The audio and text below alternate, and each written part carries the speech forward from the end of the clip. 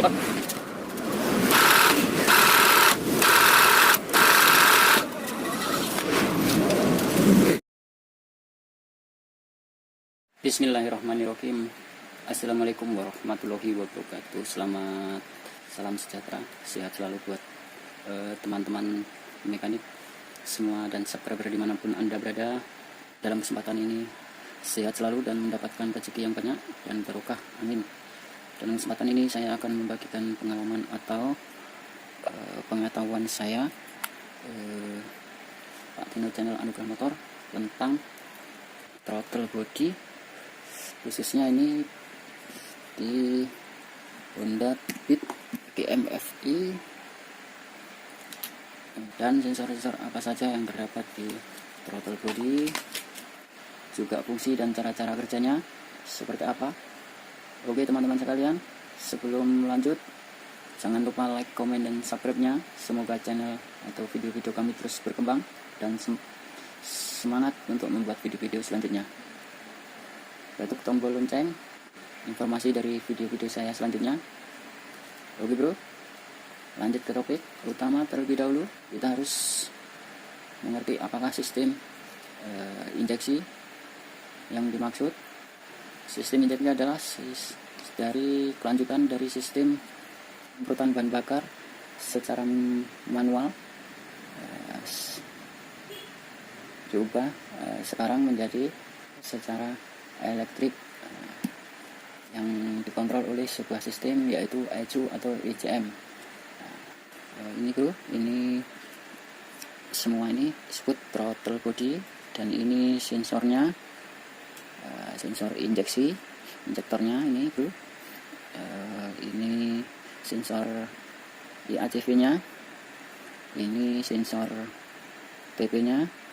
Kali ini kita akan membahas fungsi-fungsi, penyebab kerusakan ataupun cara kerja sensor-sensor tersebut.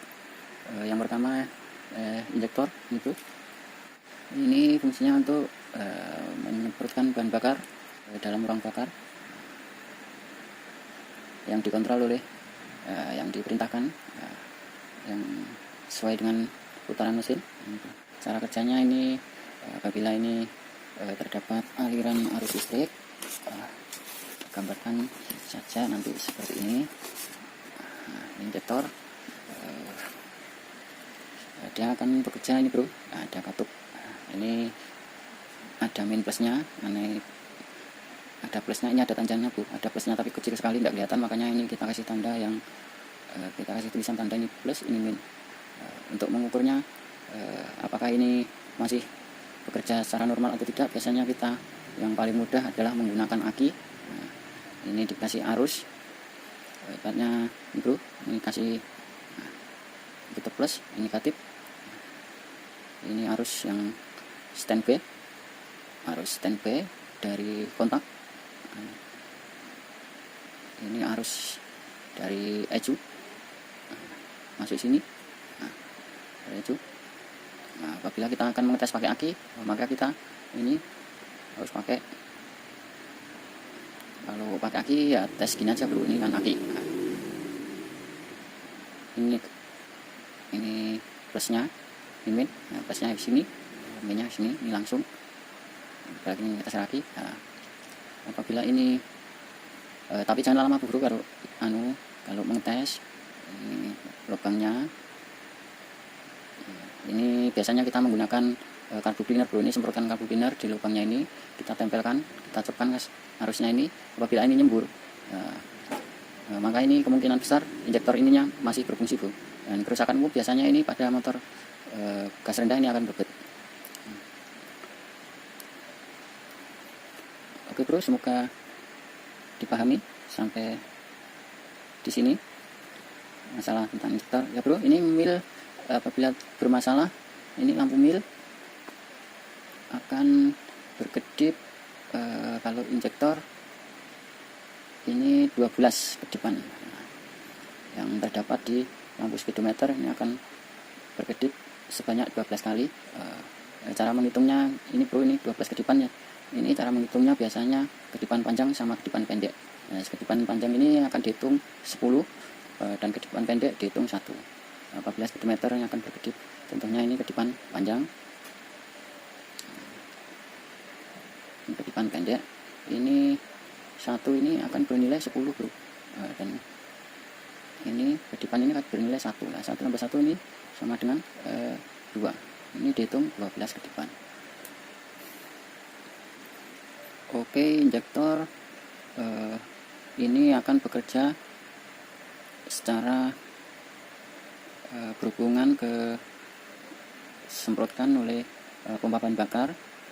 Pompa bahan bakar sendiri akan bekerja di kisaran normal tekanan kira-kira kalau Honda tekanan bahan bakar kurang lebih 294 kPa atau 43 PSI. Ini batas minimal bro, batas minimal. Kalau kurang dari ini biasanya mesinnya hidup tapi digas berbet. Nah, cara pengetesan pompa bahan bakar sendiri bro, ini tidak akan kita bahas di video ini.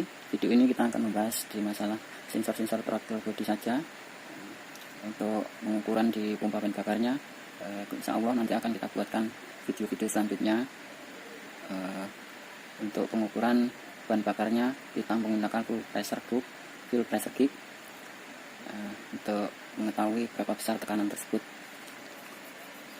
Apabila tekanan lemah, maka sistem kerja di injektor ini penyemprotannya juga lemah, maka ini akan saling berhubungan satu sama lainnya. Oke, lanjut ke ini kan tempatnya di sini bro. Nah, ini kelihatan dari ini langsung ke menuju ruang bakar. Oke, yang kedua kita lanjut ke sensor TP.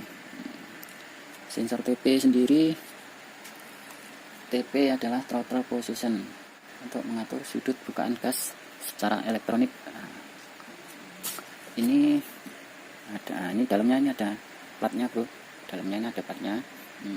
Ini kabelnya ada 3, atas ini harus dari ECU, yang bawah harus standby, yang tengah ini input.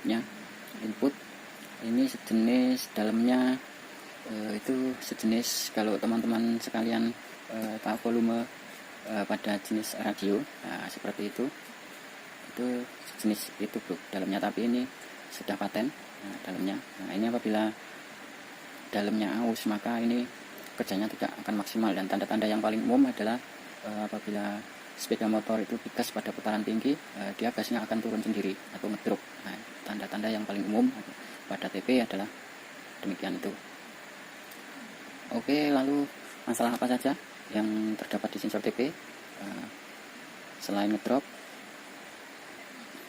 pada putaran atas, kemungkinan juga dari soket-soketnya juga bisa, belum tentu rusak. Oh ya bro, sensor ini kode kerusakannya pada lampu mil pada sensor TP adalah TP milnya adalah mil 8 kedipan. Ini berarti pendek-pendek sebanyak 8 kali bro. Kalau cara membacanya pada lampu indikator yang terdapat di speedometer, dapat kita gambarkan begini: 1, 2, 3, 4, 5, 6, 7, 8. 1, 2, 3, 4, 5, 6, 7, 8. Sama dengan 8. Pendek sebanyak 8 kali. Ini maka sensor TP yang bermasalah. Oke, kalau TP biasanya cuma itu yang terjadi kendalanya. Bagaimana cara membuat alternatif supaya apabila konsumen belum ada dana supaya sepeda tersebut normal kembali untuk sementara dan tidak merusak komponen yang lainnya. Langkah pertama biasanya kita mengganjel di bagian plat yang ada di dalam sensor ini. Kita ganjel pakai biasanya plat kaleng apa plat apa juga bisa, kertas, teman-teman biasanya kertas atau gerincing rokok biasanya teman-teman yang sering kita temui di media-media sosial. atau di grup-grup media sosial lainnya.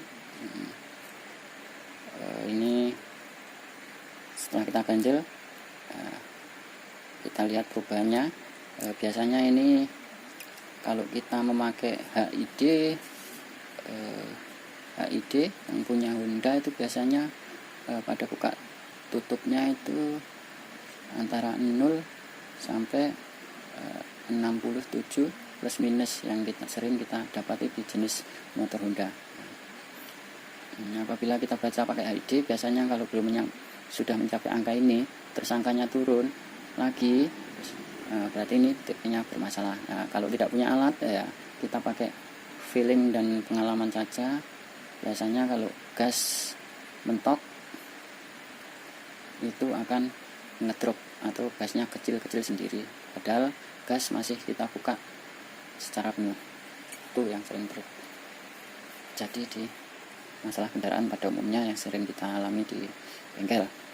Apabila dalam pengganjelan ini masih tidak bisa bro, kita lakukan ini kan posisinya di sini, ini bro, ini patuknya. Nah, ini untuk menggerakkan sensornya ini. Nah, ini terdapat patuk. Nah, ini berhubungan sama yang ini gasnya. Ini nanti ada tali gasnya, putaran gasnya. Nah, ini kita ke sini. Nah, apabila ditarik sini, tarik putaran gasnya bro, ini putaran, ini kelihatan. Nah, ini kan oke. Kalau ditarik ini akan derajatnya akan membuka secara otomatis secara otomatis nanti diolah di TP ini akan diteruskan ke ECU. Datanya diteruskan ke ECU oleh TP. Apabila cara tadi tidak bisa, kita gas di putaran di gas paling atas itu yang tidak ngedrop itu seberapa bro. Nah, apabila contoh ini bro, apabila ini waktu putaran gas, ini mentok bro ya, ini gasnya turun sendiri, maka kita cari yang posisi yang tidak turun. Nah, kita gas dulu, lalu segini, ini masih tinggi. Nah, apabila segini, kita ganjel aja, kita ganjel pakai, biasanya kita memakai kita ganjel kurang lebih sekitar yang diinginkan. Kita biasanya pakai umur 10. Ini alternatif yang terakhir supaya motor kembali seperti semula dan tidak merusak komponen yang lainnya. Seiring nanti yang punya bisa mengganti part yang sudah kita kasih tahukan ke pasien kita. Oke bro, itu tadi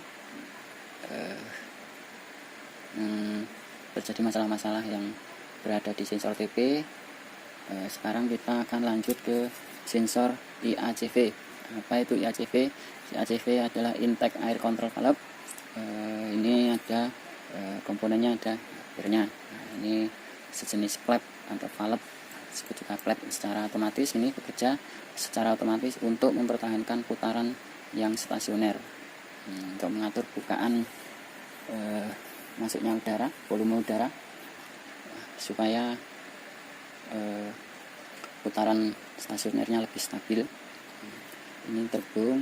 Nah, ini tempatnya di sini bro. Sini ada rongga ruang, lubangnya, ada lubangnya. Ini jalurnya ke sini, ini saluran udaranya ke sini. Nah, ini ada setelan idle spray-nya. Biasanya teman-teman ini kita setel di kisaran putaran untuk mendapatkan stasioner yang diinginkan. Kalau ini secara otomatis akan mengirim sinyal ke ECU juga, sama seperti injektor dan TP kerjanya tak sama. Ini mengirim sinyal yang ke ECU, diolah datanya yang diteruskan ke sensor-sensor lainnya yang saling berkaitan satu sama lainnya. Oke bro, ini ACV. ACV itu milnya ini 29 bro. ACV datanya ada di sini, kita ada panduannya. ACV 29, ACV intake air kontrol valve. Ini secara otomatis akan buka nutup. Ini kerusakan, biasanya ini pilnya lembek atau buka nutupnya sudah lambat, atau kotor, atau soketnya yang kurang connect. Ini akan menimbulkan kedipan di lampu mil speedometer sebanyak 29 kali. Cara membacanya ini dapat kita gambarkan seperti ini. Bentar, ACV 29 berarti ini kedipan 2 panjang tuh, kedipan 2 panjang, dan yang pendek 9, 1, 2, 3, 4, 5, 6, 7, 8, 9. 1, itu ini 10, ini 10. Nah, ini 1, 1, 1, 1, 1, 1, 1, 1, 1, 1, 2, 3, 4, 5, 6, 7, 8, 9. Ini kita cuma 9. Nah, ini 10, 10, 9, semuanya 2, 9. Nah, kurang lebih seperti itu, Bu, membacanya kode kedipannya. Semoga penjelasan dari kami Pak Tino Channel Anugerah Motor yang secara bahasanya mudah dipahami dan mudah dimengerti untuk teman-teman mekanik pemula, dan bagi para senior yang terutama sudah terkenal di media sosial seperti Mas Sibun, Mas Suud Lamongan, Mr. Engine Kediri, Mas Jaka Purwanto Trenggalek, Lara Motor Bungo, dan lain-lain. Maaf tidak bisa menyebutkan satu persatu yang sudah senior di media sosial. Salam kenal dari kami Pak Tino Channel Anugerah Motor. Mohon koreksinya apabila penjelasan dan pengetahuan kami ada salah dan kurangnya. Kami mohon maaf, dan saran dan kritiknya tulis di kolom komentar di bawah video ini. Semoga menonton video kami dapat memberikan saran dan komentarnya. Oke, bagi teman-teman sekalian, terima kasih video kali ini. Selamat beristirahat, bekerja dan berkaya. Semoga diberikan rezeki yang melimpah dan barokah, sehat selalu oleh Allah Subhanahu wa taala. Salam sekali lagi, salam kenal dari kami Pak Tino Channel Anugerah Motor. Mohon koreksinya para mekanik senior dan para mekanik pemula supaya penjelasan kami mudah diterima. Wabillahi taufiq wal hidayah. Ridho bainaya. Sekian, wassalamualaikum warahmatullahi wabarakatuh.